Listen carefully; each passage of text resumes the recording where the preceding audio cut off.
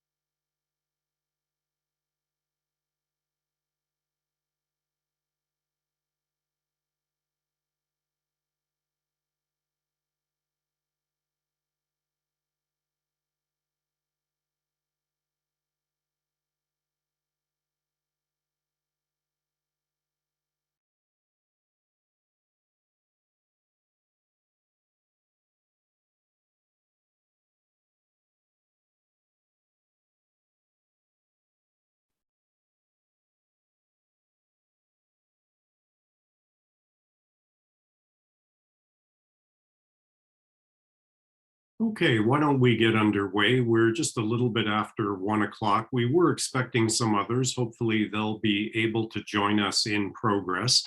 Let me begin by saying good afternoon, everyone, and welcome to this virtual meeting about the town of Collingwood's updated draft water and wastewater capacity allocation policy and the related recommendations. And thank you so very much for taking time out of your busy schedules to join us. I know that there's a lot of things that compete for your time and your attention and your interest in our topic, your interest in the community, your interest in Collingwood is much appreciated. Let me introduce myself. My name is Glenn Pache. I'm the head of a firm called GLPI, and it's my pleasure to serve as the independent facilitator for the meeting. So again, it might be important for you to know that I am not an employee of the town, nor am I an employee of any of the planning or engineering firms that have been retained to assist with the initiative. My role is simply to moderate the meeting. And the only bias I bring to the meeting, if I can call it that, is toward achieving the best result for us all. So as you may know, there are two sessions being held today. There is this one, which is comprised primarily of developers, and there is the one this evening, which is more public focused. And I will note that the town, in the interest of openness and transparency, has made the links for both meetings available to everyone. So there may be some members of the public at this meeting, and of course there may be some developers and their representatives at the public meeting this evening. And again, I will just note for anybody from the public who is joining us this afternoon that this session is primarily focused on informing the development community about the proposed framework. So before we go any further, let me share a respectful land acknowledgement. For more than 15,000 years, the First Nations walked upon and cared for the lands we now call home. Anishinaabe, Haudenosaunee, Ojibwe, and many others who were families, friends, and communities the way we are today. And the town of Collingwood acknowledges the Lake Simcoe Nottawasaga Treaty of 1818 and the relationship it establishes with the original inhabitants of Turtle Island. We acknowledge the reality of our shared history and the current contributions of Indigenous people within our community. And we seek to continue empowering expressions of pride amongst all of the diverse stakeholders in this area. And we seek to do better and to continue to recognize, learn, and grow in friendship and community, nation to nation. So let's talk a little bit about what it is that we're up to today. You'll hear more about this in a few minutes, but as I think everyone knows, the town passed an interim control bylaw that put a pause on certain development pending the creation of a framework for allocating water and wastewater capacity. A draft framework and related recommendations was made available in November, and the development community and the public and other stakeholders were invited to comment on it, and sessions like this one were conducted. There were a number of comments and questions about that draft framework, and given what was heard, the framework was updated and the work further advanced. Today, this afternoon, is about sharing the updated servicing capacity allocation policy and getting your further feedback on it. There'll also be an opportunity to ask questions of fact or clarification. There'll be an opportunity to share comments. There'll be an opportunity to answer some of the questions that the project team would like to put to you. So in essence, this session is focused on information sharing. More specifically, let me very quickly walk you through the session agenda. First, we'll hear from Town of Collingwood staff, who will provide a few brief words of welcome and a bit of context. Next, we'll move to an overview presentation by Meridian Planning Consultants, that is the lead planning firm assisting the town with the study. That presentation will speak to the background to the initiative and steps leading to this point in the process. It'll speak to the purpose and the content of the allocation policy and what's covered and not covered by it. It'll also speak to the key proposed changes to the allocation policy and their implications. And of course, we'll talk about next steps and where things go from here. Again, following the presentation, we will open things up to questions of factor clarification. We'll open things up to any comments you might want to share on what's being proposed. Please note, though, that for this afternoon, we are not addressing any individual site or property specific questions. Those are best dealt with through other means and in other forms. And we'll conclude our session with any observations that town staff might have, as they also provide a recap of next steps. And then I'll follow that with some brief formal sort of closing remarks and adjournment. We'll be looking to wrap things up by about 3 o'clock. A couple of process-related items really quickly. Please first note that this meeting is being recorded. That's being done to potentially make the session content available to those unable to join us, but more so to have a record of the proceedings. And I mentioned that we're looking to hear from participants later in the session. Depending on the number of people who are interested in sharing thoughts and so forth, we may not get to everyone, but be assured that there are other avenues available to you for sharing your valued thoughts, both online and otherwise. For example, you can visit engage.collingwood.ca to access study-related information and to share your comments. You can send your thoughts by email to planning@collingwood.ca. So again, all of those other avenues are available to you. Lastly, I know that the good people of Collingwood share this next sentiment and that all of you do as well, but I will note that the mayor and council feel very strongly about the importance of civility and respectful dialogue. And of course, to that end, there'll be no tolerance for profanity or inappropriate language. And again, I wouldn't have expected any of that to happen anyway. And by the way, I do understand that we have a number of our esteemed elected officials joining us this afternoon, and also some senior town staff. I wanted to welcome all of them. It's great to have you here, and thank you for your interest in the initiative. Now, I'll say more about the Zoom webinar and how you can participate later in the session when we look to open things up to your comments and your questions and so forth. But as mentioned, we'll begin by hearing from town staff, who will share a few words of welcome and some additional context. And to that end, it is my pleasure to hand things over to Summer Valentine. She is the town's Director of Planning, Building, and Economic Development. Summer, over to you. Thank you, Glenn. And on behalf of the study team and the staff who are present today, I'd like to take this opportunity to welcome you to the second round of engagement on the draft servicing capacity allocation policy, which is being prepared for the town of Collingwood. Thank you for sharing your time with us. We recognize that your time is precious, and your continued interest, participation, and feedback in this project has been of such great value to the study team. The primary purpose of the session today is to review and receive comments on the changes to the proposed policy, which is one of 3 products being recommended through the land use planning policy study associated with the interim control bylaw. And the policy, as well as the other 2 products, will collectively form a servicing capacity allocation framework for the town. And just as a reminder, the policy that we'll be discussing today, as well as the overall framework, will address both water and wastewater capacity. The lead consultant on the study team is here with us today and will be taking us through the details of the updated draft policy. And for any of those joining us who are new to the conversation, he will be providing some background and context to the larger project. There are a number of staff on the call here today, and we're here primarily to listen to your feedback, but we're also available to respond to questions either from a land use planning or a technical engineering perspective. And if you have any property specific questions, you are certainly welcome to contact us after this meeting. So thank you again for the opportunity to provide these opening remarks, and we look forward to a productive discussion today. And back to you, Glenn.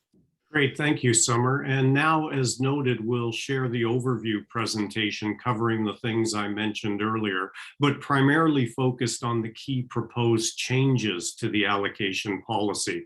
And it's my pleasure now to hand things over to Nick McDonald, who is the president of Meridian Planning Consultants, the lead firm, again, assisting the town with the study.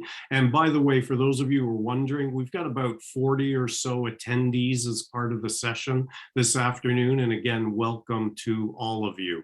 Nick, over to you. Great. Thank you very much, Glenn and Summer, for those introductions. My name is Nick McDonald. I'm the president of Meridian Planning Consultants, registered professional planner.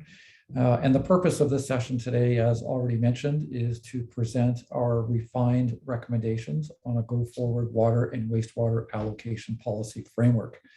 With these refinements essentially being the product of a very detailed review of the comments already received on a previous draft and our further consideration of the direction the town should be taking going forward. We as the consultants and the town very much look forward to your comments today on our recommendations. Now, by way of background, and I'm assuming most on the call are fairly familiar with the background, so I won't be spending as much time on it, but we're happy to take questions later on when the opportunity arises. And as mentioned, the town does have an interim control bylaw in place. It was passed by council on April 26th of 2021. It will expire on that same date in 2022. The intent of the ICBL is to pause development, as you've heard, in the town until the town develops a framework to allocate water and wastewater capacity in a manner that is appropriate for the town. The framework, of course, once endorsed by council, will be relied upon to make decisions as the town continues to grow. And of course, in June 2021, my firm was retained to complete the land use study. Next slide. So this slide identifies the activities held to date.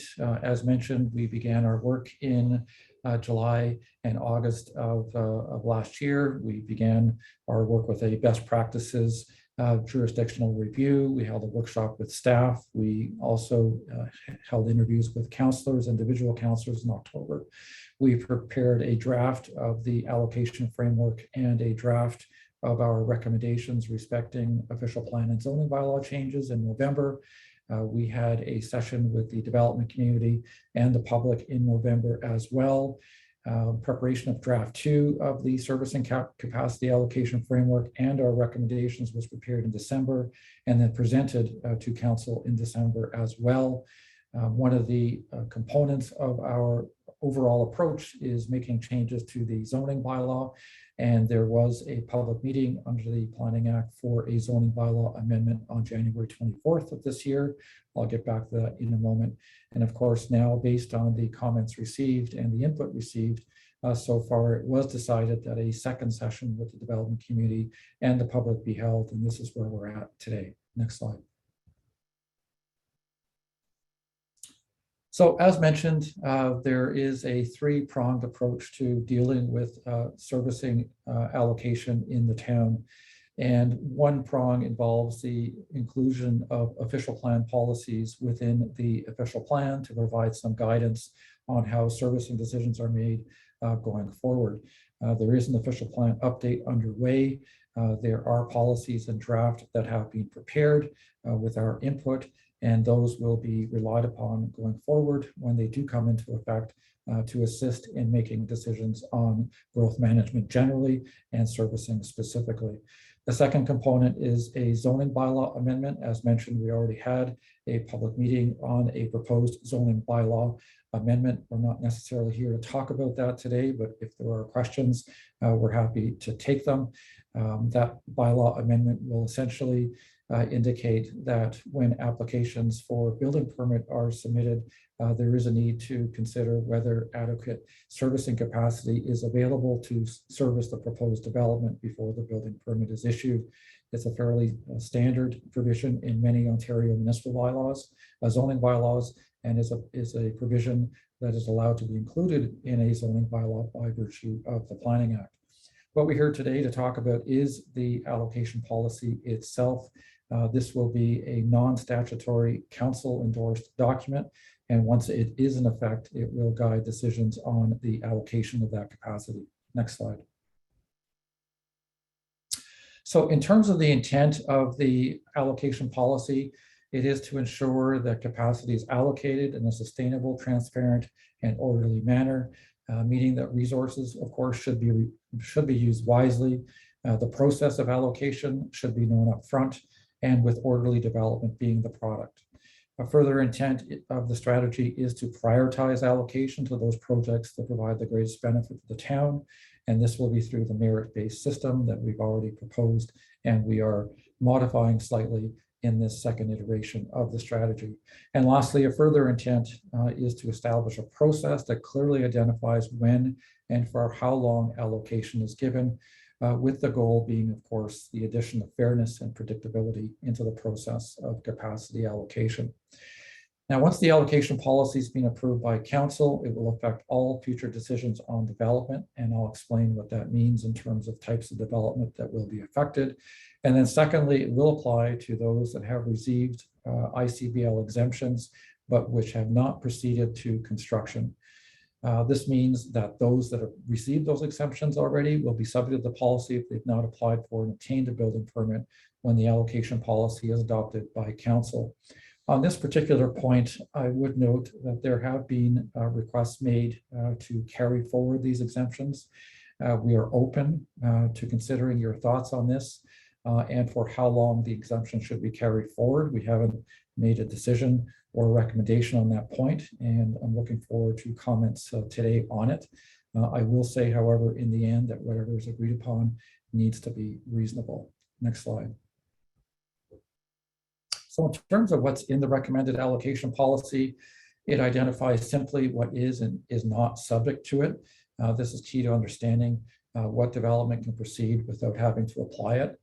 It deals with when allocation is given and when it expires. In other words, at what point in the planning process, which often involves many decision points, should allocation be given. How do we deal with existing approvals, since there are quite a few of them in the town, and that needs to be considered. What will the criteria be that will be relied upon to make decisions, with this, in my view, being a key element of the policy? How allocation will be monitored and tracked to make sure it's being used wisely, and what other implementation mechanisms are required to ensure that this all comes together nicely in the end. Next slide. So based on the review of the comments made at the previous sessions and in writing, and there has been quite a bit of input provided, and we have certainly looked at all of it, it continues to be our opinion and recommendation that a merit-based approach be utilized by the town going forward, because we really believe that only those developments that provide the greatest benefit to the town should be proceeding, particularly when there are supply issues as there is today.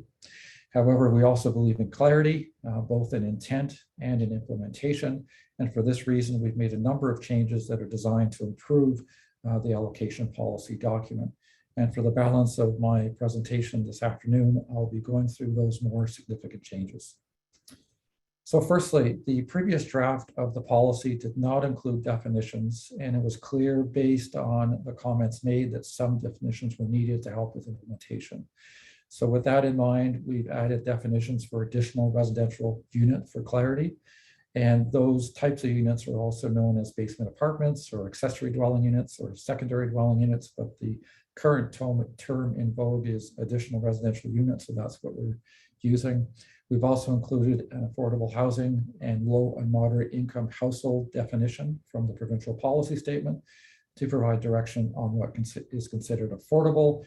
We've also defined what allocation is and what an allocation policy is as well for clarity. We've included definitions for design capacity on both the sewage and water side, what hydraulic reserve capacity means both on the sewage and water side as well, with these definitions coming from provincial guidelines, again, to provide clarity on how capacity is to be measured. Next slide. We've also added a definition of what limited capacity is, and in our view, that means 80% of design capacity.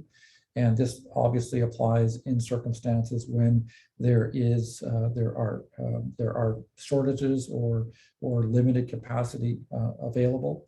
We've added the definitions for what a single dwelling unit is, an SDU. This is the unit of measurement that is relied upon to make decisions on capacity. Added the definition as well of shovel ready to provide direction on what this means. And we've suggested 6 months. If something can happen in 6 months, looks to be shovel ready to us. And that's what we've done.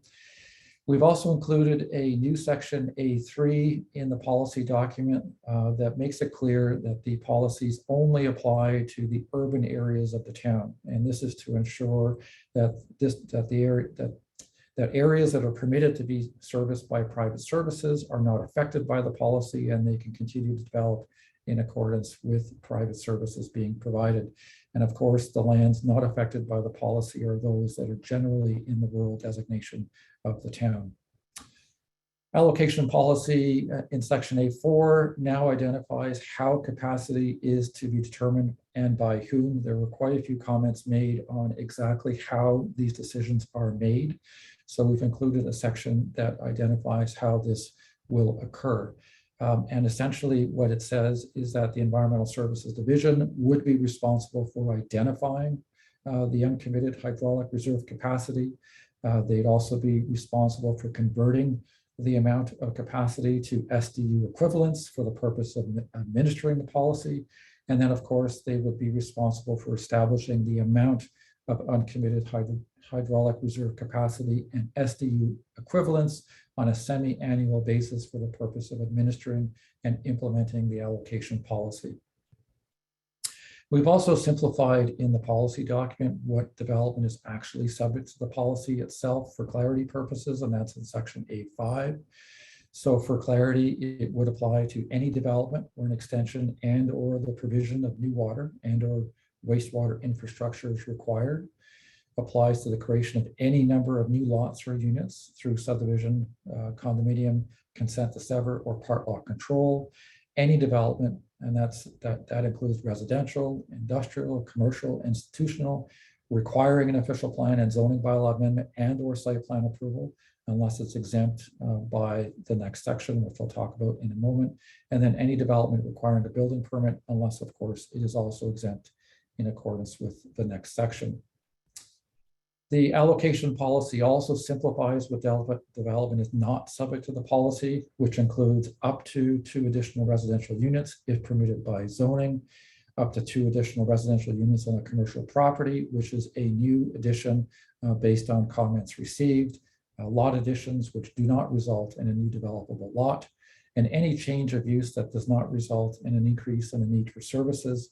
And in this regard, we've included a provision in the policy that allows for confirmation to be provided by a professional engineer to determine if a proposed change in use would result in increased sewage flows or water usage. Also included in the exemptions is the types of minor development already excluded by the intrusion control bylaw, such as renovations, rebuilds, accessory buildings, and so on. Next slide. So the policy has also been clarified to indicate that all developments, unless exempted, would be subject to the policy, including those that have received exemptions, as I've mentioned before. The policy is also proposed to apply beyond capacity limited periods. I recognize, and we recognize that a number of submissions were made indicating that the policy should not apply after 2026, while I think it should. This does not need, in my view, to be decided now. That is a decision of council that can be made later. We've retained the decision point on capacity allocation at the draft plan approval stage, which was the case before, but we extended the capacity commitment from 24 to 36 months to match the Planning Act and what it says about draft plan approvals. And this was done to respond to the many concerns expressed that 2 years was simply not enough to clear conditions on some properties. So we've extended that to 3 years. We've increased the threshold for required phasing from 100 to 250 STUs. Again, with each phase being generally around 100 STUs, but obviously some flexibility is needed there. It's still recognized, however, that the phasing of allocation may still be a good idea in smaller increments in cases where there are capacity limitations or for other reasons.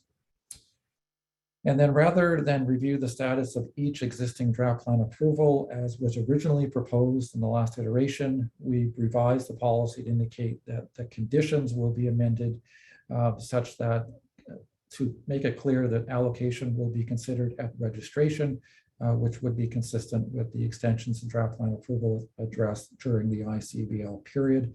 And that, in our view, makes sure that all developments are on a level playing field. Next slide, please. So where a Planning Act application is not required, and examples of that would be a development on a vacant lot or a change of use within a commercial plaza, or some other approval that or some other development that doesn't require a Plan Act approval, the allocation policy now says that a yearly reserve would be held for development on vacant lots or changes of use. And this, of course, allows the town to permit a certain amount of minor development in any given year. We have not yet identified what the size of this reserve should be, and that's something we're still considering. With respect to the merit-based criteria, we have retained the merit-based criteria within the policy document, but the 75% minimum threshold score required to move forward has been reduced to 50% to recognize the non-applicability of some of the criteria to some developments, but we have retained an aspirational target of 75%. There were many concerns raised through the last round of consultation on how difficult it may be in many cases to achieve the 75%. And this is what we've done to respond to those concerns. Several criteria in the merit-based approach are also now going to be measured by degree of compliance instead of a yes or no. That allows for additional flexibility in the scoring, and this was done in a number of the categories that we had established. We have also expanded the criteria under the efficient use of land and orderly development bucket to include both lands within the built boundary and within existing built-up neighborhoods, again, in response to comments made by the development community. And essentially what we're saying is that development in both of these areas are deemed to be equally important from a community development perspective. In addition, criteria under the conservation and sustainable development bucket now refers to protecting natural heritage features instead of requiring the transfer to a public authority. And of course, this is much less onerous and provides some additional flexibility as well. Next slide. So a new criterion on whether proposed development supports applicable economic development master plan has been added. The number of points available has been increased. Available points have also been increased for non-residential development, and it further recognizes the importance of economic development in the town. The affordable housing criteria have also been simplified. More emphasis is placed on affordable housing and housing for special needs through the making of these changes.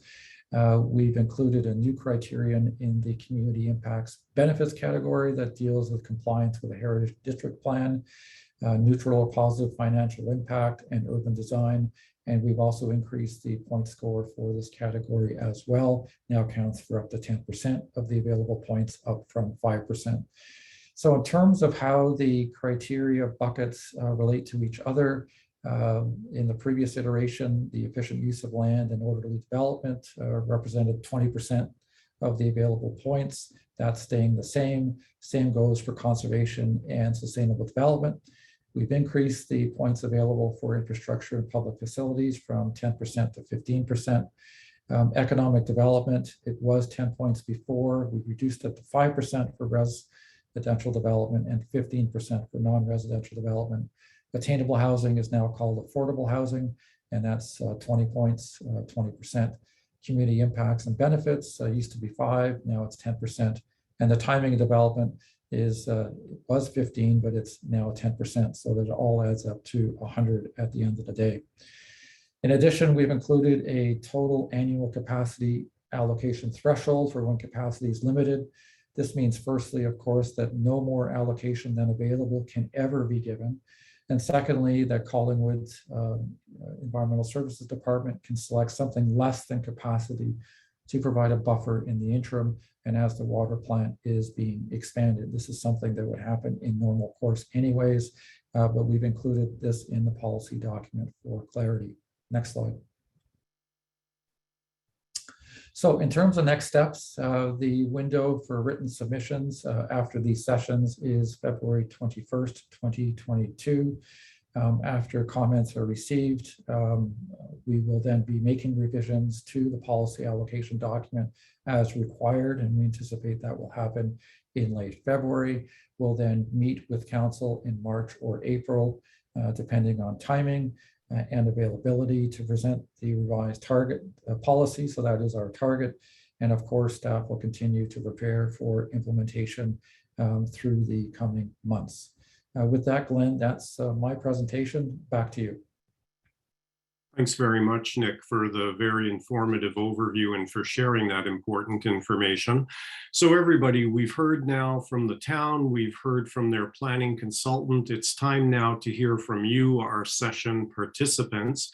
Just give me a couple of minutes to set this up. I know some of you are experts at using Zoom, others may be using it for the first time, in particular, any members of the public who may have joined us for this development focused session. So give me a couple of minutes here just to get things rolling. First, I'll note that the town has a few questions that they would like to put to you and would appreciate your responses. You're not limited to responding to those, and I'll cover the questions in just a little bit. You can certainly comment on anything, but these are a few things that they're interested in getting your thoughts on. And of course, your answers can help inform and shape the allocation policy. So in this portion of the meeting, we'll be posing some of those questions. We'll also be inviting your responses. We invite you again to share any other comments or any questions of fact or clarification that you might have. Now, you can share your thoughts either in writing or you can share them orally. So let me go over this ground really quickly, and why don't we, if we could move to the next slide, thank you. We'll start off with those who might want to share their thoughts in writing. And really quickly, you can do that by using the Zoom written Q&A function. So to do that, if you hover your cursor over the bottom of your screen, you should see the Q&A function there. You just need to open the Q&A window. You can type your question, you can type your comment, you can type your answer to the question in the Q&A box, and then just click send. And your submission may be shared live, that is out loud by me or a member of the team. So please be aware of that. Should your questions or your answers or your comments not be addressed live during the session, again, be assured that they will be considered as part of the staff report. And of course, questions and comments can also be addressed to staff post-session. Now, if you'd like to share your thoughts orally, that is, to give voice to them yourselves, you've got some other opportunities to do that. And if we could put that slide up now, please, that would be great. So again, it just gives you a little bit of direction there. If you've joined by a computer or a tablet or a smartphone with screen capability, you can electronically raise your hand by clicking the raise hand button that is typically, again, found at the bottom of your screen.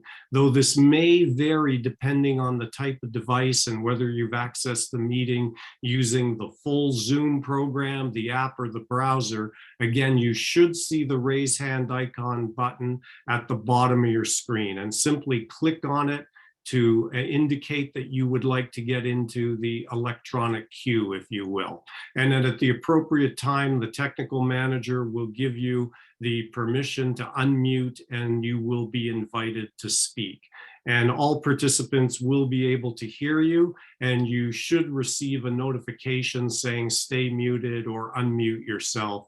Again, that'll depend on the way you've accessed the information. And if you've simply joined us today, and I know there's at least two, maybe more of you, if you've simply joined us today using a non-web enabled telephone, so just a simple phone, you can also raise your hand electronically by pressing *9. So again, *9 if you want to get into the queue to ask a question or share a comment. And if you're using your phone, you can mute and unmute by pressing *6. So again, *9 to raise your hand, *6 to mute and unmute, and you'll be identified by the last few digits of your phone number. If you're selected to speak, again, please be sure to enable your microphone. That's different than unmuting. For example, if you're using a laptop and you have not in your settings allowed your laptop's microphone to be used, we won't be able to hear you. So make sure again that you have enabled your microphone regardless of the device that you're using. And I think we should be able to get everybody in today. We've still got another hour and a half if we need that much time. But again, a reminder that if we don't get to you today, there are other avenues for you to submit your comments.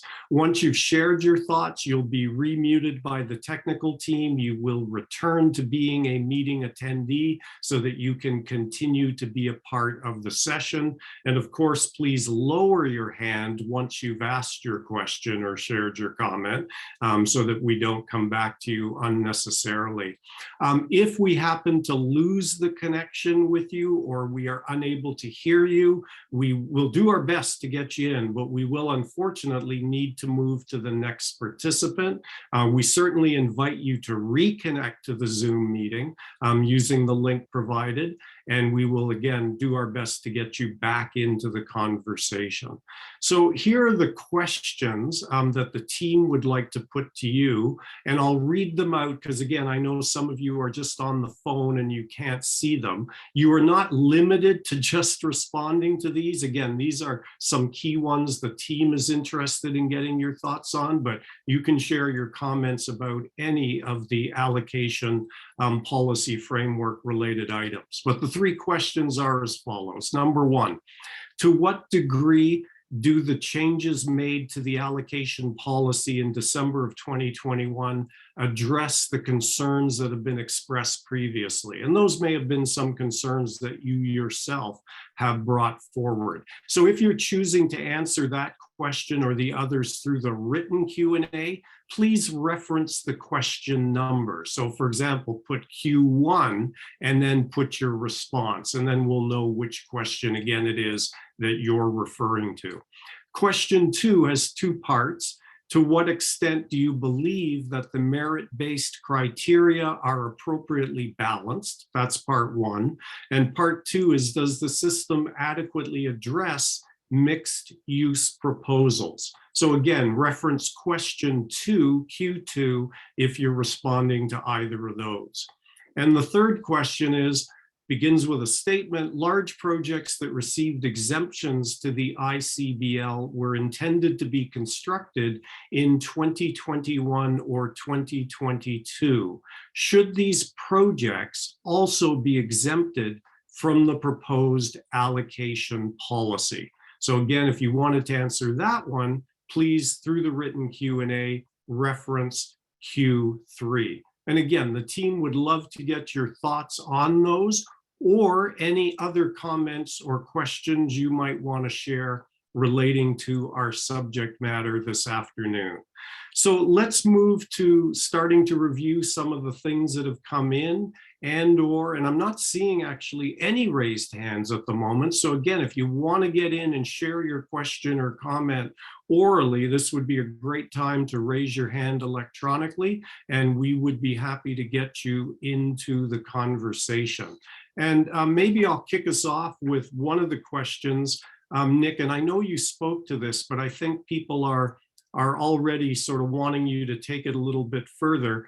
The question is, how long would the allocation policy be in effect, and why would it not be lifted once the town increases its water and wastewater capacity?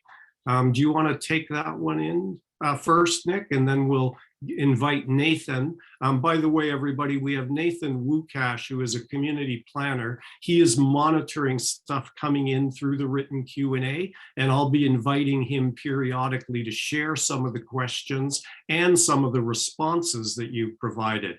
But Nick, go ahead, please, for this first question. Why wouldn't the policy, the allocation policy be lifted once the town capacity is in place? Great question, Glenn. I guess in my mind, there's always a need for there to be some type of process to assess when capacity should be allocated. We already have a Planning Act process in place. We have growth management policies in place as well, and I expect those will be strengthened through the current official plan review process. And in times when there are no constraints on the amount of capacity available, I still do think there is a need for an orderly system of decision-making to guide the making of decisions going forward on allocation. It may not look the same when the water supply issues have been dealt with and solved. It may actually be simplified. But I do think, as a matter of principle, that there is some sense in including some kind of direction on this important point going forward. Okay, let's put a few more questions to you. And again, a number are coming in through the written Q&A. One of your slides, Nick, said that the 75% minimum score had changed to 50% to recognize non-applicability of some criteria and so forth, but that the aspirational target of 75% remained in place. So I think people are wondering, is it really 50% or is it 75%? What does aspirational truly mean? I guess aspirational is one of my favorite words, so I use it quite a bit. So it's probably why it's on that slide. But aspirational means that this is what we should be aspiring to, if possible. But there is a realistic aspect, a pragmatic aspect to consider as well. And in the previous iteration of the criteria and the scoring, a number of folks went through the scoring and determined that if they didn't tick off a number of key boxes, that it would be impossible to reach 75% in many instances. So for example, we had quite a number of points allocated for brownfield development. If this was a brownfield development site, it would receive quite a few points, relatively speaking. Many sites are not brownfield developments, or right off the top, those points are not available to most developers. So after looking at examples of that in what we had come up with, we decided to reduce the threshold to 50. But of course, it's all about getting the best development in the town. And of course, the ones that score the highest, in my view, should be the ones that are considered first. But that doesn't necessarily mean that's how the decision gets made, but that's what I think should happen. And that's where the aspirational piece comes in. So, thank you, Nick. So we're hoping that developers, to some extent, tailor make their developments to get the most scores possible. So if there's an opportunity to get affordable housing and get additional scores, that's something the town would be very much interested in. Thank you, Nick. So someone else has said, perhaps I missed this in the presentation, but is there any update from the engineering department on the progress of the infrastructure upgrades to address the technical issues sort of underlying or behind the ICBL? And we have with us Peggy Slama, who is the Director of Public Works and Engineering, in addition to Nick, of course, and you know, Summer Valentine and so forth. Peggy, is that one appropriate for you to jump in on? Yeah, I think so, Glenn. I can provide an update, and of course, Nick and Summer can add anything else. So with respect to the water treatment plant expansion that the town is moving forward with and working on, we are making progress with our consultant and working through design right now. Council recently approved the design and installation of the UV disinfection system, and that will bring our disinfection abilities, or will increase our disinfection abilities and allow us to have capacity up to our full rated capacity of 31 megaliters a day.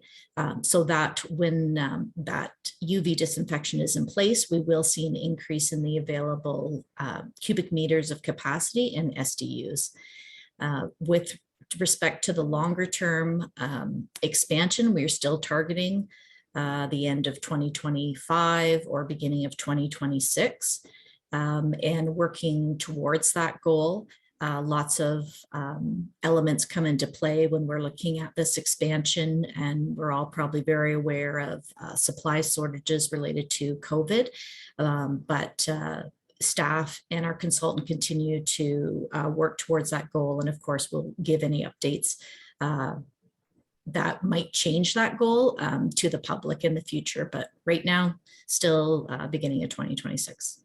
And Peggy, there was a related question. It's somebody is asking, can we get an update on the water treatment plant upgrade or plan upgrade progress and schedule? And also, is there a restriction in capacity or planned expansion for the wastewater treatment plant? And if so, what is that schedule?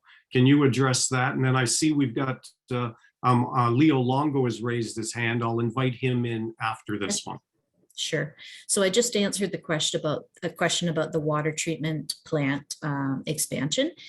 With respect to the wastewater treatment plant, we're currently operating at about 65% of the wastewater treatment plant.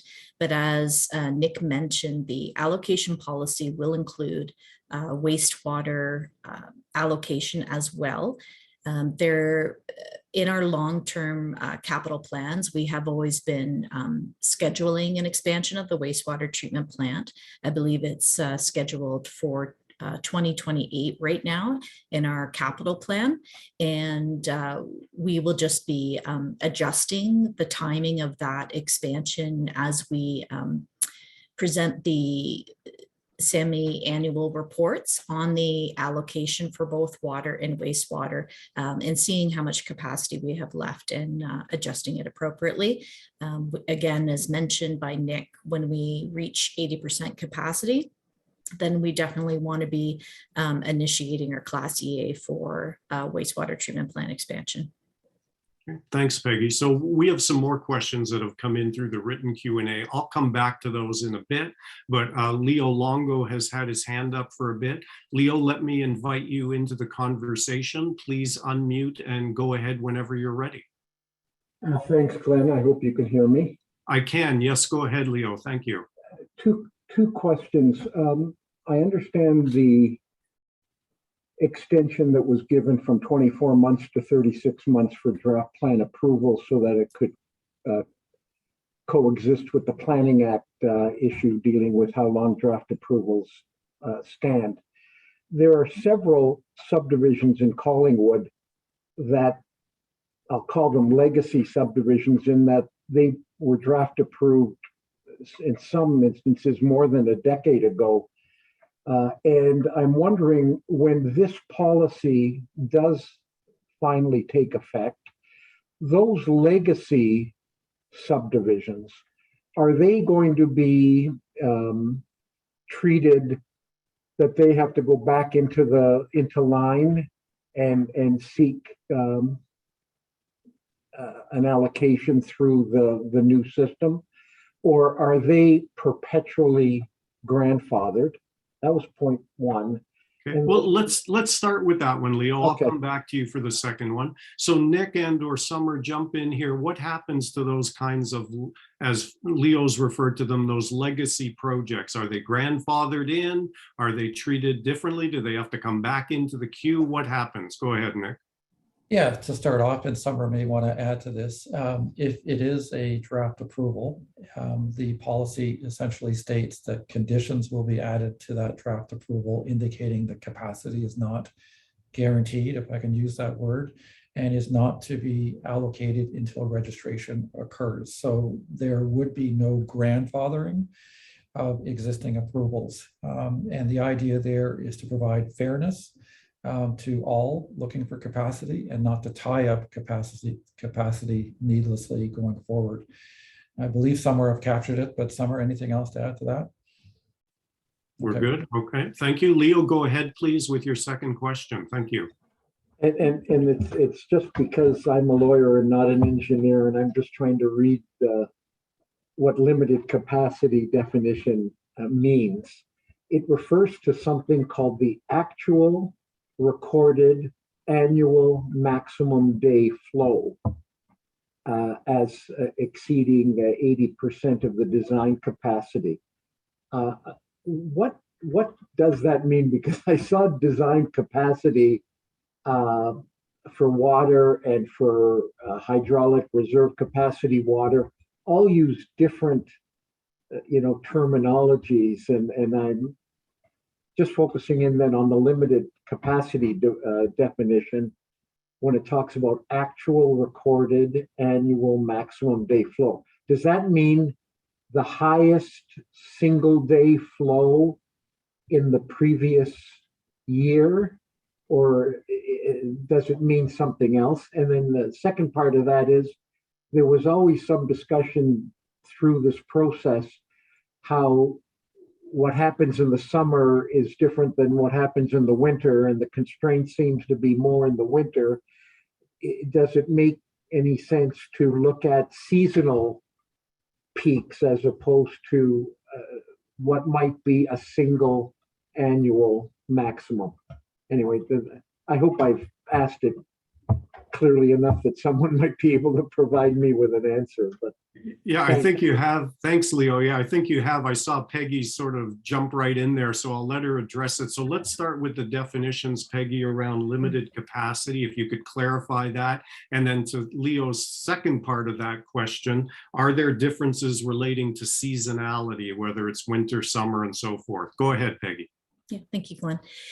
Yes, Leo, your definition of the maximum day is correct. It is the single day, 1 day, the maximum flow demand seen in a system in a calendar year. So you're correct. We would be looking at the previous year. We would be going off of that number. That is the maximum day demand.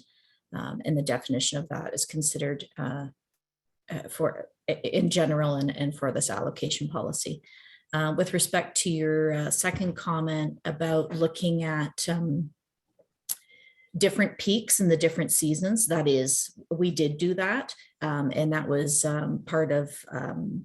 partly explained in the report that we presented in April. So currently, right now, you are correct. Our available capacity is limited more in the winter because of our limitations related to disinfection. With the addition of the UV disinfection process that we plan to install in 2022 and have operational before the end of 2022, then we'll then need to look at the maximum day demand in the summertime and the available SDUs related to that. If you follow our council meetings, and every meeting, CAO Skinner provides an update. In the chart that we show in that update weekly, we do show, you will see that difference that does show like available SDUs in winter and available SDUs in summer. So hopefully that answers your question. Thanks, Peggy. Questions? So again, I invite people, as Leo did, to jump in and raise their hands electronically if you'd like to speak orally. We do have a number of questions that have been written and submitted. I'll share a few more of them now. Somebody's saying that the Committee of Adjustment has not approved any consents for new building lots since the ICBL was approved. What clarity will the C of A have to go ahead and start approving new infill lots in April or May? I'm assuming that means this April or May of 2022. And what will be the cap on infill lots per year? And when will the decision be made? Nick, are you able to kick us off on that one, and or Summer? Go ahead, please. Yeah, I'll start off, Glenn, to say that once the allocation policy document is approved, then my thinking is then would be the time that the Committee of Adjustment makes decisions on applications, because the capacity would be allocated when the decision is made, essentially. And then the proponent has to then clear conditions and proceed as quickly as possible, of course, to continue holding on to that capacity. In terms of what the cap on infill lots will be, we haven't, I guess, come to a decision on that, and I'll invite Summer to provide her perspective on that, and in terms of what it could be and when it will be made. But we wanted to ensure that there was some cushion, perhaps, if I can use that word, to allow for minor development to occur, so that it doesn't get held up as with the larger developments would be in going through the process. Summer, anything to add to that? Thank you, Nick. Not too much. You've answered the question very well, other than to assure the asker that engineering planning services are currently looking at forecasting the amount of development that we are likely to see over the coming years during this period of limited capacity. And we anticipating having those numbers available as we move forward with this capacity allocation policy for approval, so that council as well can understand what the annual allocation would be. One point of clarification I would offer is that with respect to the merit-based system, those planning instruments that allow for lot creation, such as through the C of A, would continue to be under the merit-based criteria.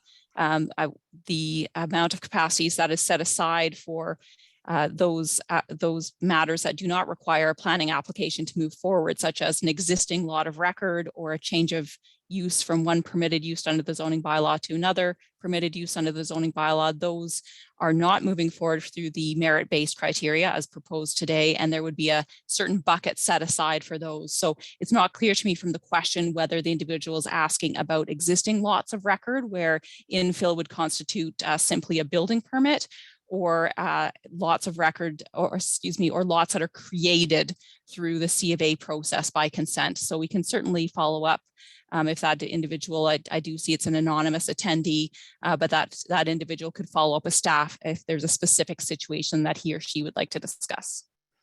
Thank you. So I know Dan Hurley's got his hand up. I'm going to go to Dan in just a few minutes, but I wanted to share on behalf of Nathan some of the answers that are coming through the written Q&A, because people are responding to the 3 questions and sharing some comments. So first of all, one person has said in response to question 1, yes, the town has done a good job to listen and adjust the framework. In response to question 3, someone has said the same timeline contemplated in the policy should apply to exemptions that were granted.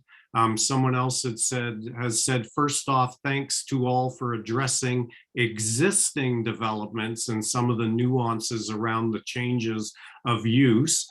They've gone on to say, with respect to clause A6D, could the language be revised to not require a professional engineer's confirmation/assessment if the application is for an element of the development clearly not related to water or wastewater, and so forth. So I just want to share a couple of those. We'll get some more in a bit, but Dan Hurley, you've waited patiently. I'll invite you to unmute and please share your question and or comment. And on deck is Corey Chisholm. Corey, you'll be up next, but go ahead, Dan. Thank you very much, Glenn. I hope you can hear me just fine. I can, thank you. Great. My question, I think, will be fairly brief, and we'll hit on some of the topics that we just discussed with Director Slama. I appreciate that the definitions and inclusions as it relates to the making it clear for everybody in the development community what the uncommitted hydraulic reserve capacity has been added. I think that is great. The question I have is specific to implementation and the addition of clause 13B. And it states that there's going to be an annual cumulative servicing capacity allocation threshold established by ESD at the start of each year, it seems. And I'm just trying to get my head around how that will be done.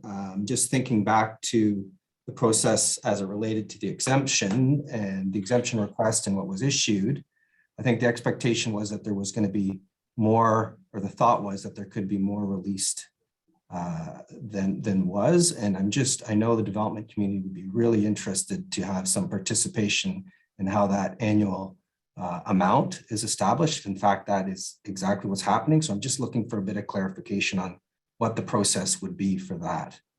Okay. So Nick or someone, can you address the question from Dan about this annual threshold that's to be established? How would that process work? Can you give him and the rest of the folks who are listening in a bit of additional information? Peggy, I see you've jumped in. Whoever's best to answer this one, go ahead, please.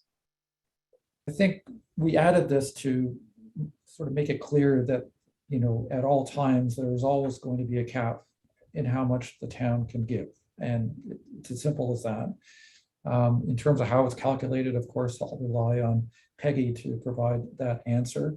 But I'm thinking that, if a cap is created at the beginning of the year and something changes at some point in the year, then the cap changes with it. But that's how I think it would work from an operational perspective, but I'll defer to Peggy for her comments on that. Go ahead, Peggy. I guess I'm just trying to think about how to explain it in a way that isn't too technical. We would annually consider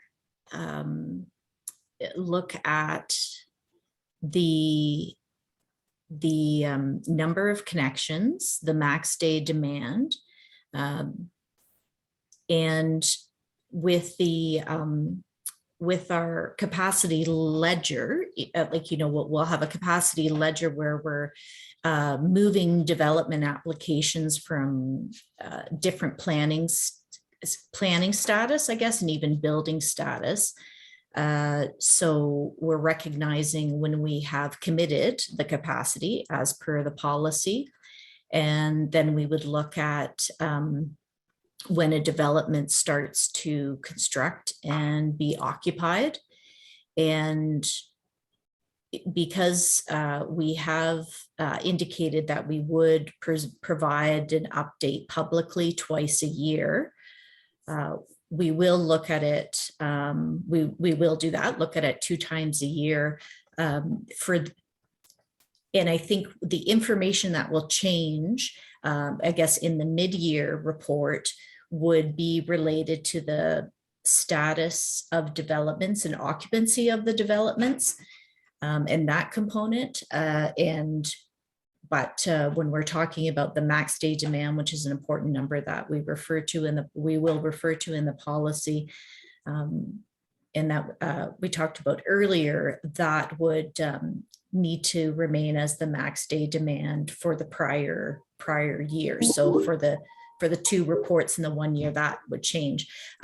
Yeah, I feel like I'm probably not really answering the question very well, but I'm just trying to think of a good way to kind of simplify the explanation. That's totally fair. And I think I just would express that there's obviously interest in how we take that uncommitted reserve capacity and turn it into something. So if there's a way that can be a clear and transparent process, that would be appreciated, I think, by the development community, whatever that might be.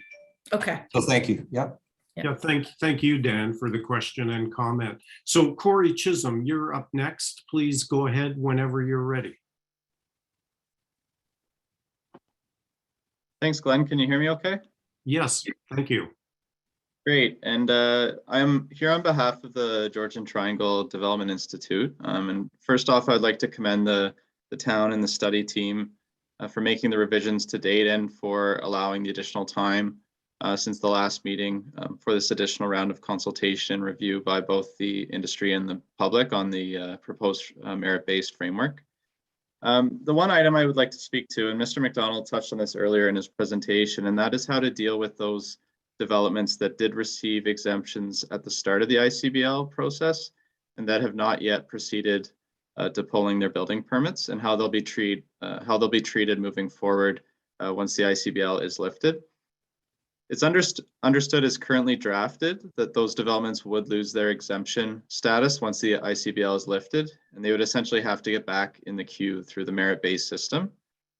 We would encourage that those with exemptions be granted their allocation, and the time frame we're suggesting is an additional 3 years once the ICBL is lifted, which would align with the time frame the town is currently proposing to grant allocation moving forward for new developments. And we recommend this as we understand if there is an appeal to the implementing zoning bylaw amendment, that the ICBL would be extended town-wide until that appeal or appeals are resolved, which could potentially be quite a period of time. So while the risk of an appeal to the ICBL's implementing zoning bylaw amendment cannot be eliminated entirely, we feel providing this extension would greatly mitigate that risk. understanding the town also doesn't want to grant unlimited extensions for those that already had those exemptions. So we feel that a time period of 3 years, which would align with what other developments will be receiving moving forward, would likely be a win-win for everyone. Thanks. Thanks, Corey. So Nick, any response to that proposal to provide that additional 3-year timeline? No response at this point. We're certainly aware of this request being made by GTDI and others. We understand there's a desire to do that. And as I indicated in the presentation right at the outset, we're open to considering how to move forward. I think what we're really having to think about is how long it should go for, or how long the exemption should apply for. We get that perhaps there's a desire to align the periods of time with the other types of approvals and periods of time we're applying. So we get that.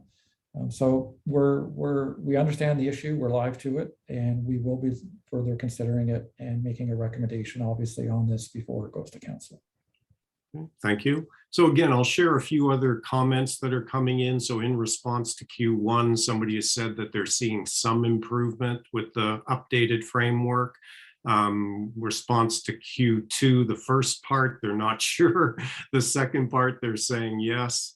Response to Q3, they're also saying yes, but a few more questions which we really want to focus on this afternoon. Somebody is asking or saying, we have a project block that has received subdivision plan approval. Why would we not be automatically exempted under the existing water capacity allocation? Nick, why wouldn't it be automatically exempted? Well, I don't know if I can answer this question specifically because I'd need to know more information on it. So is it a block in a registered plan of subdivision? Is it a subdivision that has draft plan approval? Is it registered? So I don't really know if I can answer that question.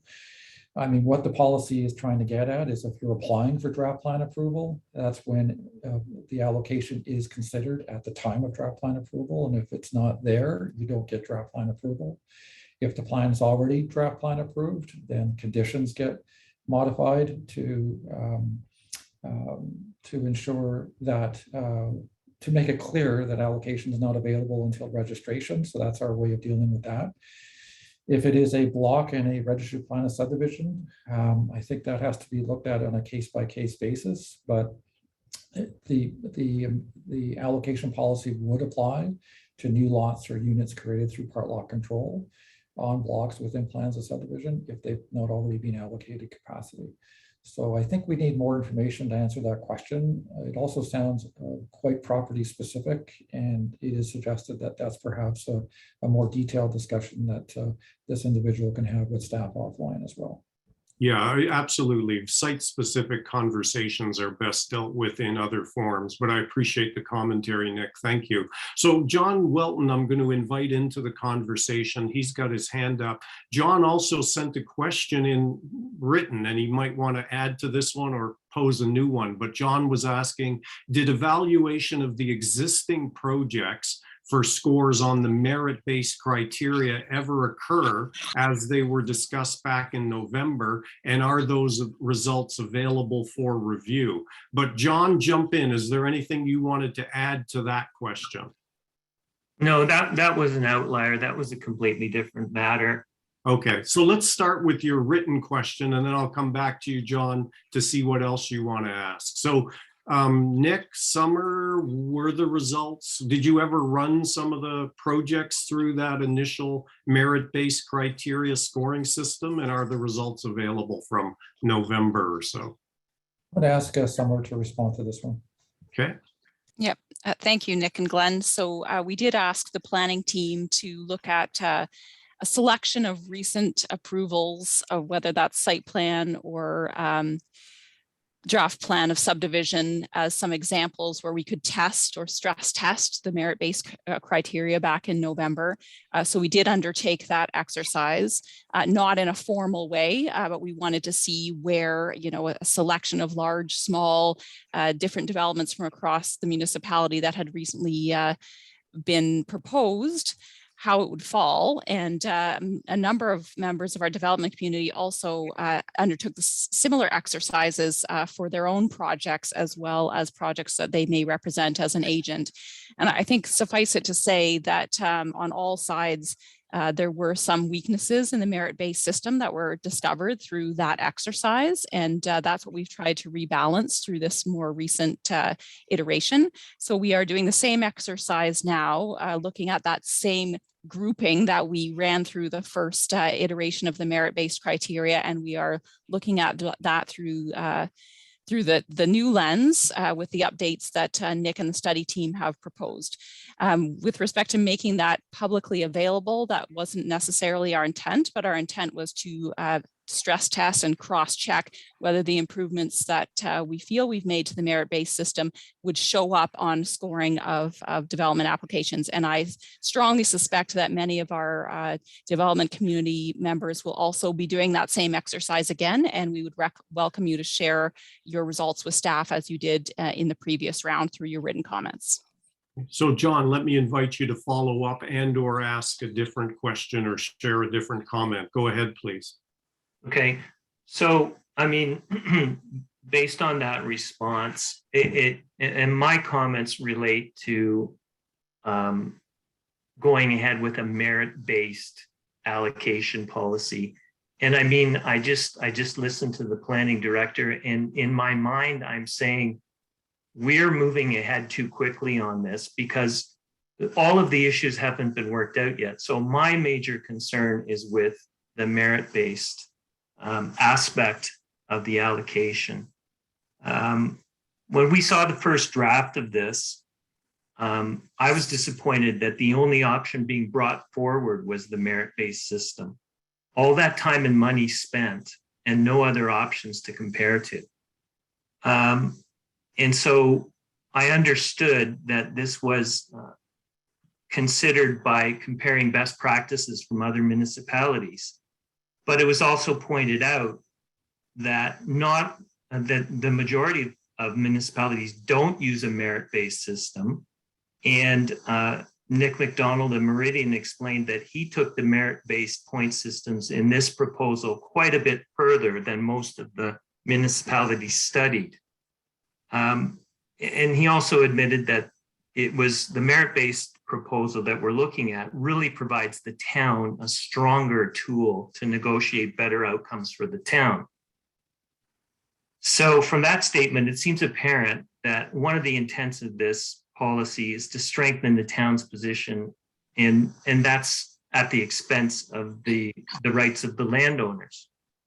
And another stated intent in the Meridian Planning memorandum is to add an element of fairness and predictability to the process of capacity estimation and allocation.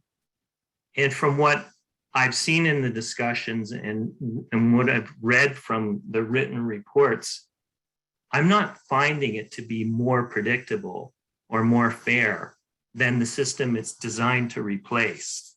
I have a site-specific consideration to deal with that wasn't really answered in Mr. Longo's question because it is a block in a registered plan.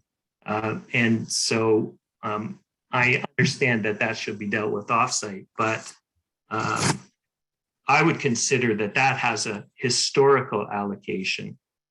I have concerns about the point system because it remains subjective due to lack of definition.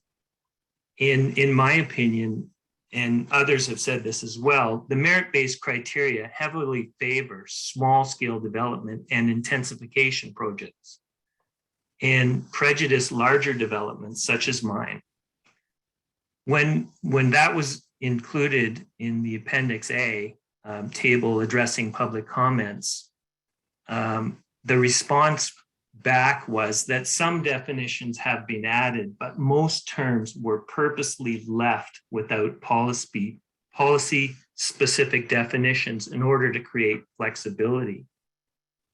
At this point, I don't understand who at the town will conduct the merit-based points review. I'm not sure if the applicant will be involved or have any input or right of appeal when the merit-based points are being determined. And from the loose terms and definitions, it's foreseeable that different reviewers can have different interpretations and assign different point ratings for each category. Consistency of staffing could be an issue in doing the merit-based review. So John, a lot in there. Thank you for sharing. I don't have much left, and this is probably my last chance. So I'd like to continue if you could give me 2 more minutes. Yeah, sure. Go ahead, John. We have time. I appreciate that. Thank you. I'm just looking for better definitions and understanding of input and participation in the process. And so the present manner of allocating capacity is described as first come, first serve. And it is effectively a merit-based system already. Getting to site plan approval, subdivision, or condominium registration is a lengthy, complicated, demanding, and expensive process. The historical method of allocating capacity is well understood, fair, and it seems to be superior to the merit-based system proposed. I appreciate that we reduced the minimum score, or that the consultant reduced the minimum score required, but it does not increase certainty because competing applications lack security when council can overlook the score of any applicant and move ahead with whatever developments they wish. Again, this situation currently exists. So I'm just wondering, if we're not better served by the proposed water allocation policy, why does it make sense to adopt it if it's the only thing on the table? And that's the end of my comments. Thank you. Okay, thank you, John. So a lot there. Let me see if we can come back to some of the main points, and I won't do justice to your eloquence, John, but let me hit on a few things.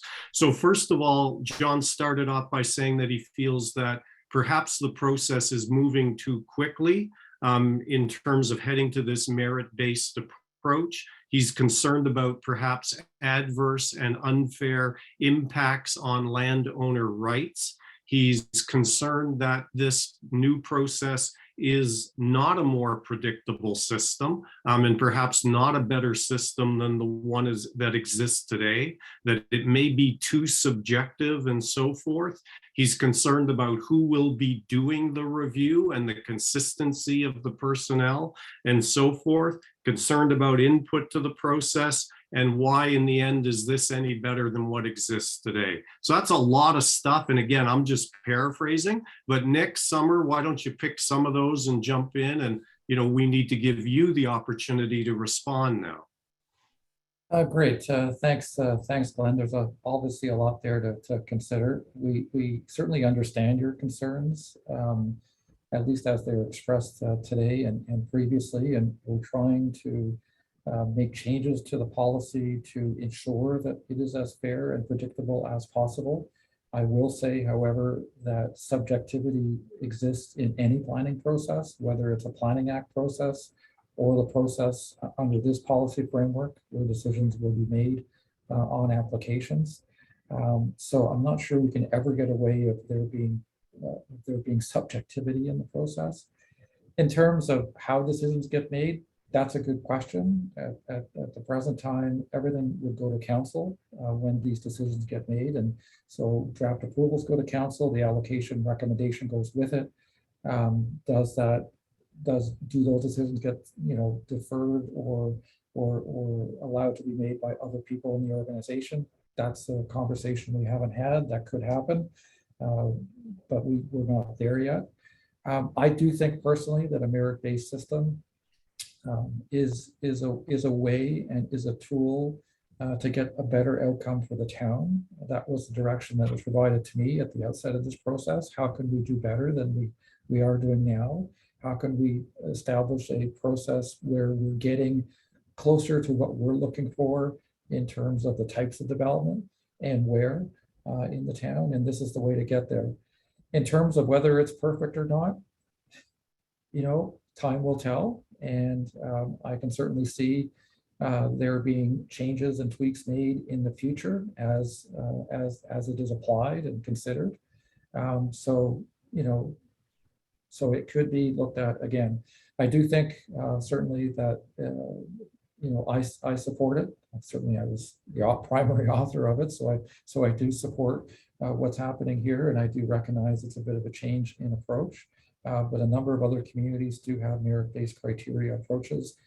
And quite often the developer does his own calculations in making his submissions and then uses that as a basis for discussion and as a starting point. And it becomes a conversation with staff. And that's how I've seen it operationally work in other communities. Don't know if I've answered everything. Perhaps Summer can pick up anything I've left off. Summer, go ahead, please.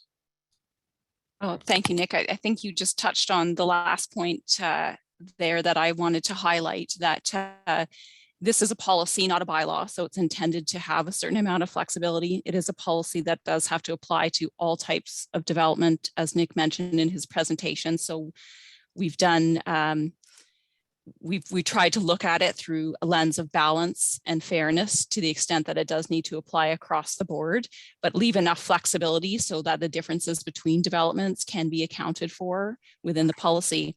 And similar to any other planning policy or instrument, as Nick mentioned, I would expect that as part of a planning justification report, many of those on the call will include the matrix as part of their submission. And like any other policy, any individual planner or group of planners that are discussing may have different points of view, but we all work towards moving forward with a positive outcome for development of a complete and healthy community. So I would expect that that relationship would continue with this policy in place.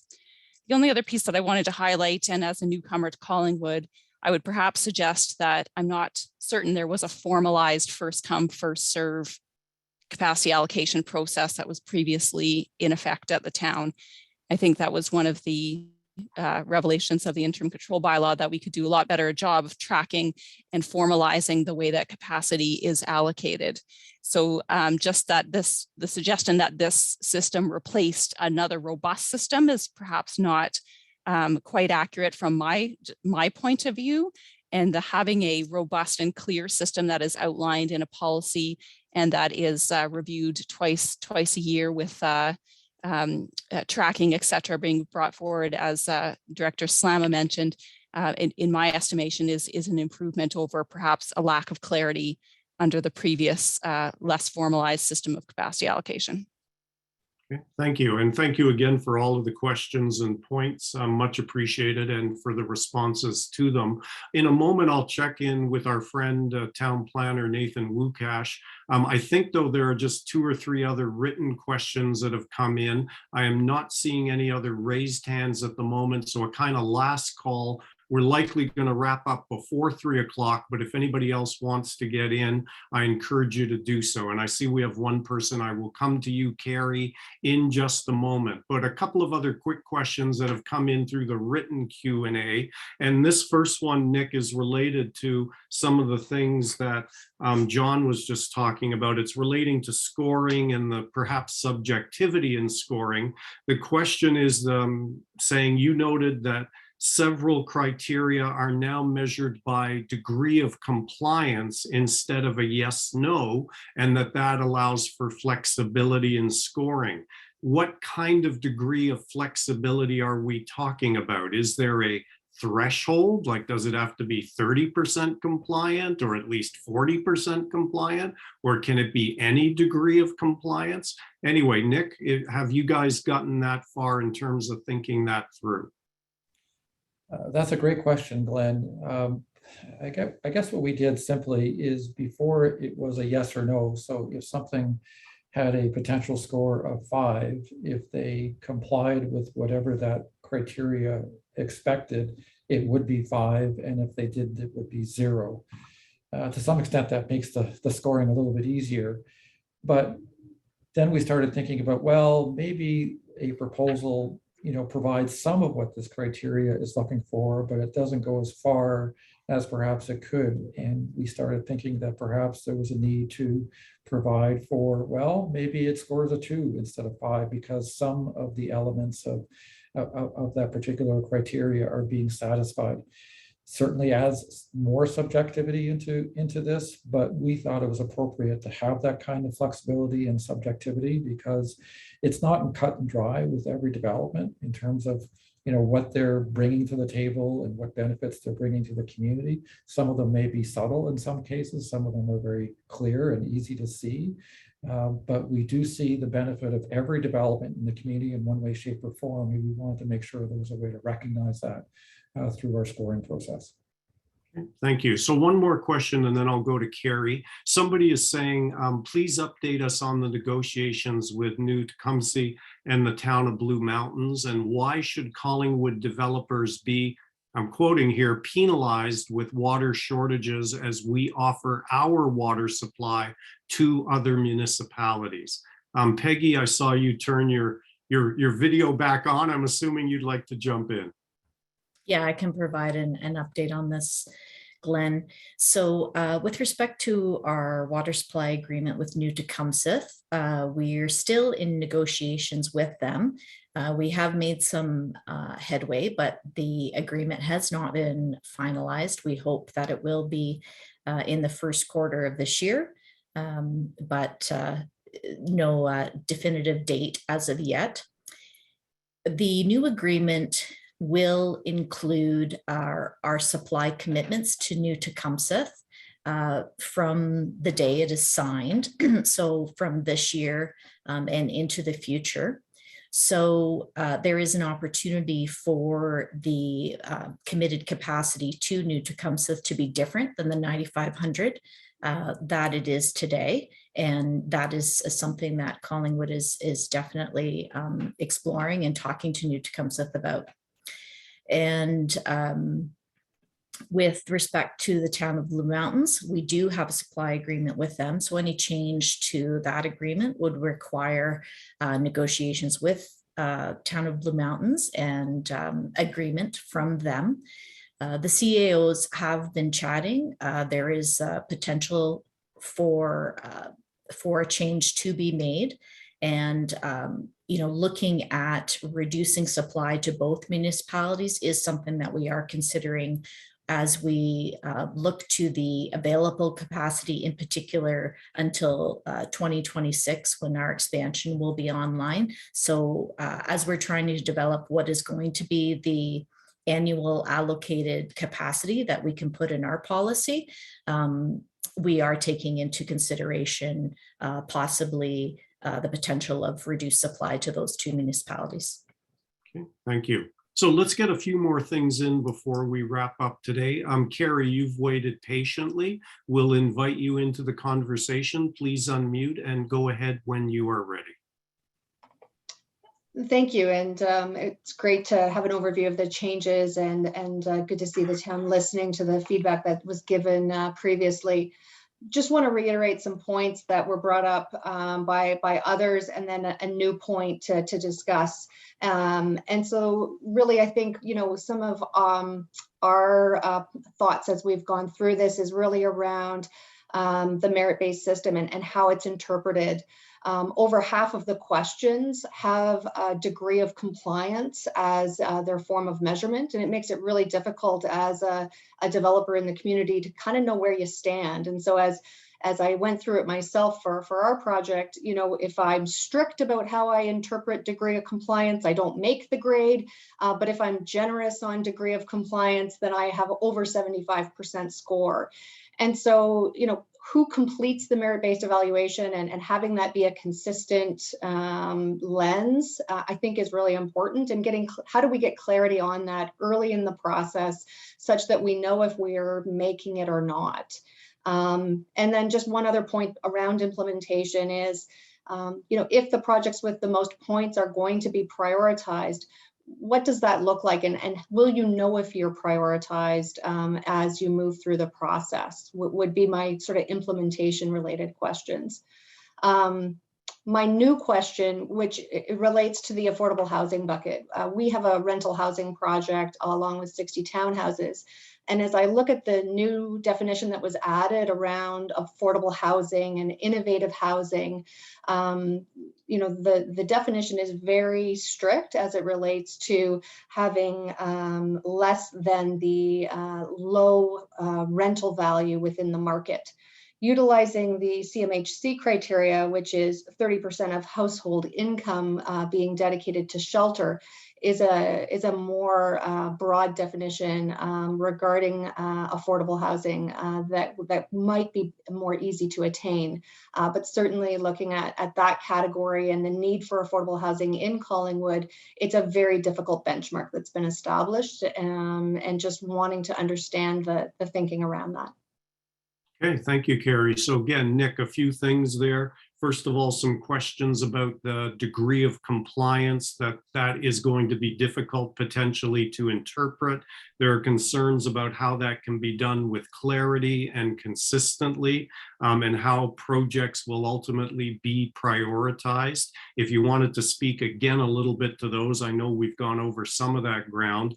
And then lastly, let's return to this definition of affordable housing and the criteria that will be used, and the fact that it may be challenging to apply some of the criteria as they're being contemplated. But go ahead, Nick. Yeah, thanks a lot, Glenn. I guess in response to the first comment about the degree of compliance angle, we included that in here in response to comments about the merit-based system perhaps being too inflexible with respect to how various criterion would be scored. I guess I'll say it here. My mind is open to looking at that in a little bit more detail to see if that perhaps adds too much flexibility into the scoring. But our intent was to introduce that flexibility for sure. Again, the more flexibility you have in the system, the more subjective it is. So we're trying to find that right balance between providing some clarity on what the town's expectations are while allowing for site-specific, context-specific, developer-specific considerations to be brought into the decision-making process, which is always a challenge. So we're trying to really get to that balance, and I'm happy to sort of take a look at that again and see if we've really got there, and if there are any written suggestions with respecting which ones perhaps should be a 0 or a 5 instead of degree or compliance. Send them in and we'll take a look at them. With respect to affordable housing, we're using the definition from the provincial policy statement as a starting point. There's nothing that says the town of Collingwood can't include its own definition of what affordable housing is, based on either local knowledge, local evidence, a local study. So there's nothing that says we can't do that. I don't know what it would be at this point. So if there are suggestions on what it could be in the Collingwood context, I'm certainly open to considering them. Summer, anything to add on that last point? Thank you, Nick, and certainly heard the presenters' desire to look at more than just the definition of the provincial policy statement and looking at other potentially applicable definitions of affordable housing. CMHC was the example. The town affordable housing task force did look at some definitions, not exactly definitions, but some areas of focus based on income decile. At this point, that has not been translated into a council endorsed definition, so to speak. But one option that the study team could look at is to suggest that the definition of affordable housing meet the provincial policy statement, CMHC, or any other definition as adopted by the town of Collingwood, to perhaps broaden that criteria and look at projects in a slightly different lens. So that's certainly something that the study team can look at. So everybody, again, thank you for the constructive and insightful questions and comments. We've got a few more that have come in writing. I know we've got somebody who's raised their hand. Thomas, I will come to you in a few minutes, but let me pose a couple of the ones that have come in writing. This one will take me a moment to read, so bear with me. It says, with respect to section A9, is the intent that staff would set a known, that is publicly stated, standalone allocation reserve for existing developments for proposed changes of use, and that this allocation would be given on a first come, first served basis? Or would it be more of a case of this being a general consideration and giving staff discretion to determine whether to apply the allocation policy to changes of use not under the Planning Act or not on a case-by-case basis? So Nick, long question, jump in and give us the answer, please. That's a great question, and as I mentioned in the presentation, we haven't identified as of yet what this capacity reserve could look like, or what it would permit or provide for in terms of as of right permissions in the town in a calendar year. The way it's certainly written now, it's first come, first serve, and I certainly see it as something that really only applies when there is limited capacity, i.e. in the next 3 years. When the capacity issues are solved, there probably wouldn't be a need for a capacity reserve. So this is probably more of a short-term response to the issues we have today than it is a long-term solution. So I do see it as a first come, first serve. I think if it was any other way, it would be quite subjective, and I'm not sure that's what we're trying to do here. I'm just throwing out ideas. Perhaps half the reserve is the first 6 months and the next half is the last 6 months. I don't know what that would solve, but I do see it as first come, first serve. I don't see it permitting that much development. It's really just what we think would be an appropriate amount of minor development based on past trends that we would expect in a given year. And it allows for these projects to proceed quickly to development as well. I mean, that's part of the intent. Summer, anything to add? Summer, yeah, go ahead. Thanks, Nick. Just recognizing that not everybody has the capacity allocation policy open on their second screen, but section A9, which is referred to by Mr. Orr in his question, is applicable in those circumstances where development can proceed without a Planning Act application. So that would typically be smaller existing registered vacant lots. And the example that I believe Mr. Orr provided, which is a change of use from one permitted use under the zoning bylaw to another permitted use. So that's sort of the grouping that we're talking about here. And it was because those are very small scale site specific developments. It was through the comments that we received, it seemed reasonable that the merit-based criteria isn't really developed for that type of situation. And so how could we deal with it? And what is being suggested, as noted by Nick, that an amount of capacity be set aside for that type of development annually, and that would be on a first come, first served basis. So if I could just sort of hit on Mr. Welton's written question as well, which is a registered, a lot within a registered plan of subdivision considered a lot of record and therefore exempt. So I think what he's asking is when do those lots fall under A9? And A9 would not be exempt exactly, but would not be, those types of development would not be subject to the merit-based criteria.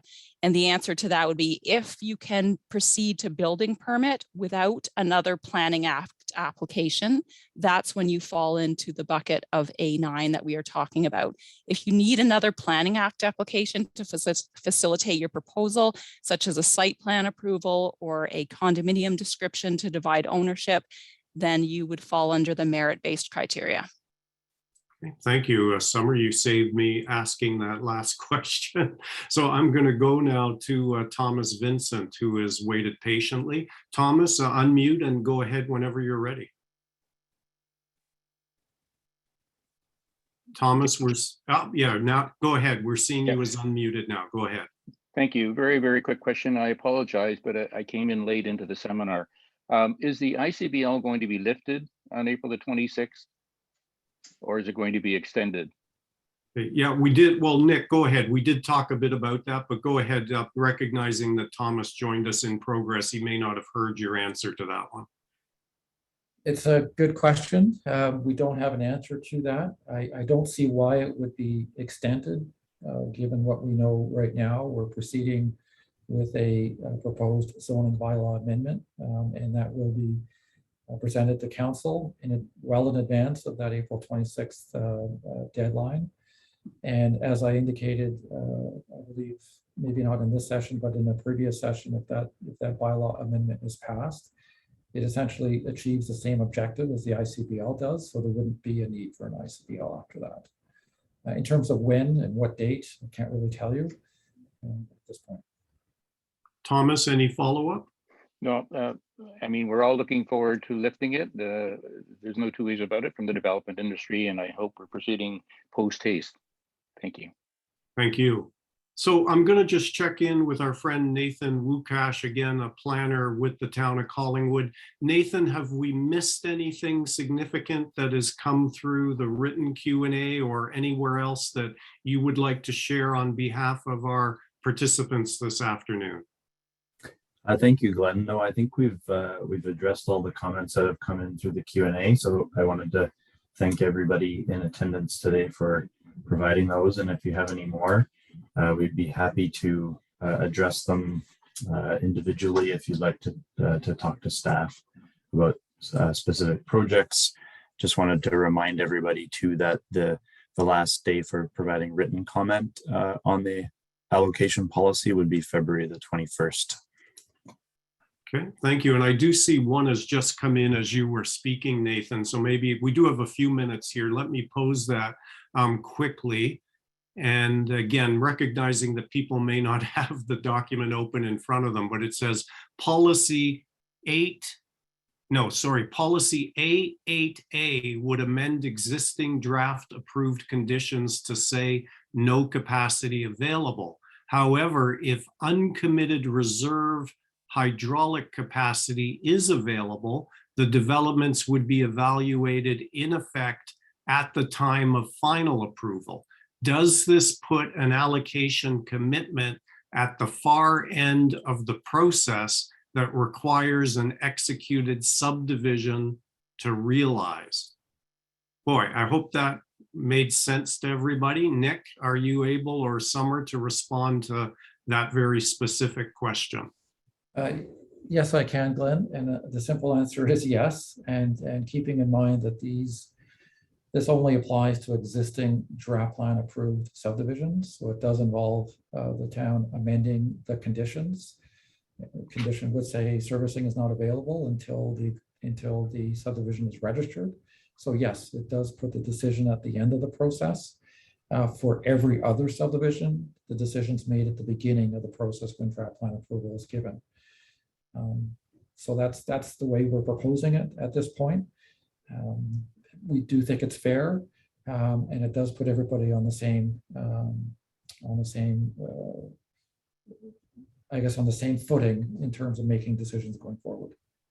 Okay, thank you. And thank you again, everyone, for the insightful questions, comments, observations. Just before I come back to formally draw things to a close, and we'll get you out of here a little before 3 o'clock, which I'm sure you'll appreciate, I wanted to invite Summer Valentine, again, the town's Director of Planning, Building and Economic Development, to just quickly reiterate some of the next steps and to share any summative observations that she might have. Summer, back to you.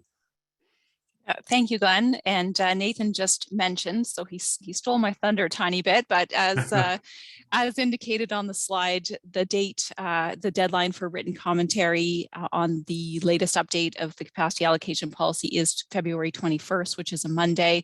Those comments were extremely helpful the last time around, so we would encourage you to follow up on your previous letters or provide additional comments that you may have, and you can send those to planning@collingwood.ca through the Engage Collingwood website or directly to Planner Wukash, and his contact information is on the slide. Again, we did touch on a number of site-specific developments as well, and we're certainly open to working through your questions on those, and Community Planner Wukash would be the first point of contact for that. You see that we've got a target timeline of returning to council in March, ideally, April if necessary, and that is certainly so that we can move forward to lifting the ICBL before it expires on April 26th. And that timeline does depend somewhat on the volume and type of feedback that we do receive from this group and from the public. So thank you again for attending this session. The comments and feedback are extremely helpful to the study team, and we look forward to your written comments as well.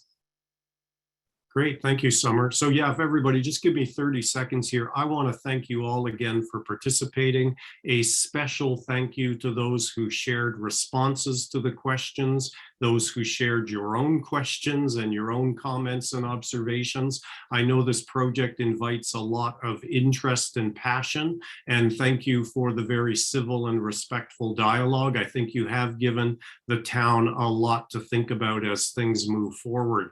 I also wanted to thank our elected officials for joining us today, not only for their interest in the topic, but for their ongoing and very much valued service to the community. It's much appreciated. And from my perspective, it's been a real pleasure serving as the independent facilitator for the session, and again, having the ability to work with such a thoughtful and knowledgeable and articulate group. So I'll now formally adjourn the session. Thank you to the various technical and other personnel who made the session possible. Thank you to all of you for your participation. Enjoy the rest of your day and take care and stay safe, and goodbye for now, everyone.